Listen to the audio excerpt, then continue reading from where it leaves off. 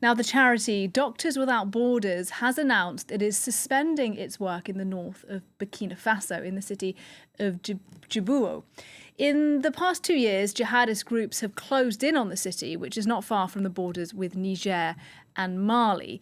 Now, in explaining its decision, Médecins Sans Frontières mentions the targeting of health centres in the city. To talk to us about this, Wassim Nasr, our expert in terrorism, is with me now. And Wassim, let's start first of all with that then. A number of NGOs are still able to operate, but MSF saying effectively it is too dangerous.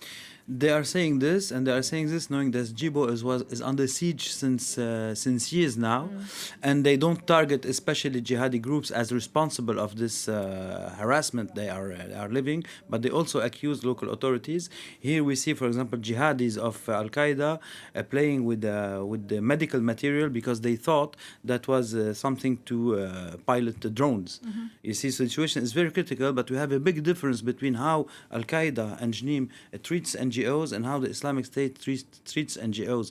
I got to ask the question directly to Mohammed Kufa, who's like the number 2 of Jnim, and he was very clear. He was like, we tolerate the work of NGOs, especially, and here he is, especially if they don't go into contradiction with what we preach. And I knew, for example, that in Timbuktu back in August, Al Qaeda prevented all NGOs from working in the area except 2 NGOs, which I'm gonna name. And the argument was that other NGOs were using like pregnancy prevention tools, which go against what they think is their core religion.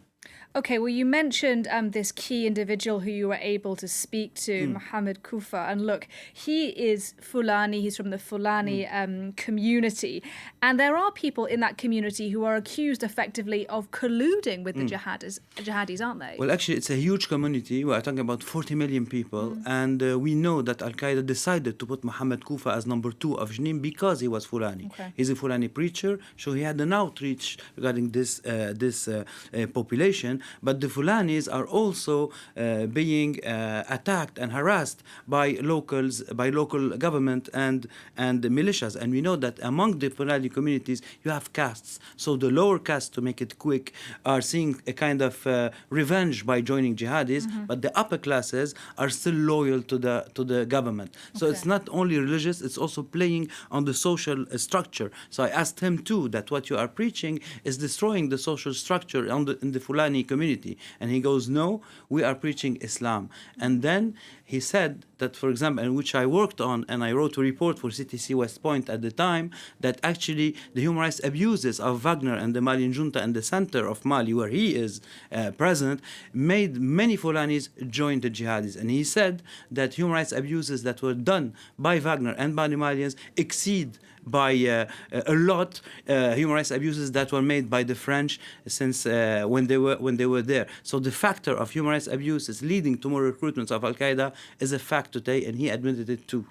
Okay, and let's talk about what's happening on the ground in terms of the fighting. We have Al Qaeda, you've been talking about, also ISIS. Exactly, and here what we see on the map, we see the casualties of all parties, and we see that it is exploding in a way. When I say all parties, it's caused by the jihadis, by local juntas, by militias, and you see that the numbers are getting huge. And of course, Al Qaeda and the Islamic State are fighting since 2019 in this area, and Hamadou Koufa said himself that there was no place other than for war. And when I asked him, you fight them, but you are also killing civilian villagers who are being accused of being on the side of the Islamic State, he said that it is justified from his sense because they tried everything with them, and he describes them as deviant. So in a way, he also justifies human rights abuses against other villages in central Mali, for example, being accused of helping the army. And you have footage of Barsologo, which is the latest massacre where more than 130 people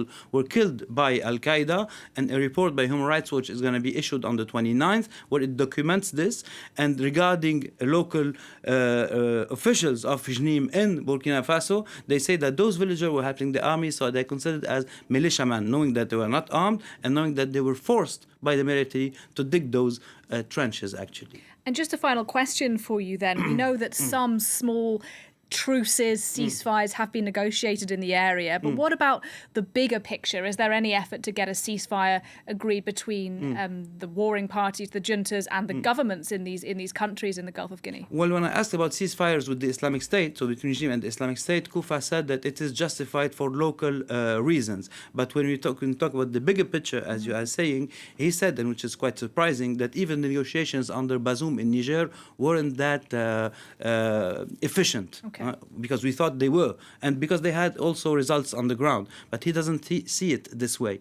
On the other hand, he said that they are ready to negotiate with juntas, meaning Mali, Burkina Faso, and Niger, and that he is warning the countries of the Gulf of Guinea, and we have footage of attacks in Togo, for example, and we have even drone footage of attacks in Togo by JNIM. He is willing to he is asking them not to make the same mistakes that they were done by the juntas in the Sahel region. We have even a picture of Muhammad of Bari, which is number 2 of Kufa, and here he is, and he was pictured on the border with Niger, knowing that he is Malian and he is usually in the area with Kufa, which shows us that they have an outreach which is much bigger than